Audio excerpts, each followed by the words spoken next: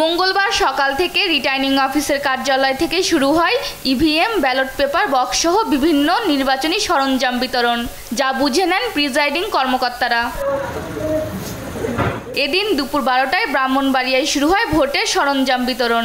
একে একে দেওয়া হয় 366টি ভোট কেন্দ্রের ব্যালট বক্স, সিলসহ নির্বাচনী সরঞ্জাম। তবে নির্বাচনের দিন ভোরে কেন্দ্রগুলোতে পাঠানো হবে ব্যালট পেপার। ময়মনসিংহের নান্দাইল, ভালুকা ও গফরগাঁও 3 উপজেলায় বুধবার হবে চতুর্থ দফার ভোট গ্রহণ। এসব উপজেলা 361টি ভোট কেন্দ্রে প্রিজাইডিং কর্মকর্তাদের বুঝিয়ে দেওয়া হয় ভোটের সরঞ্জাম। এদিকে সিরাজগঞ্জের কামারখন্দে ভোট গ্রহণ হবে ইভিএমে। তাই 55টি কেন্দ্রের 385টি বুথের জন্য পাঠানো হয় 523টি ইভিএম মেশিন। পর্যাপ্ত নিরাপত্তা নিশ্চিত করে এসব সরঞ্জাম পাঠানোর কথা জানান সহকারী রিটার্নিং কর্মকর্তা।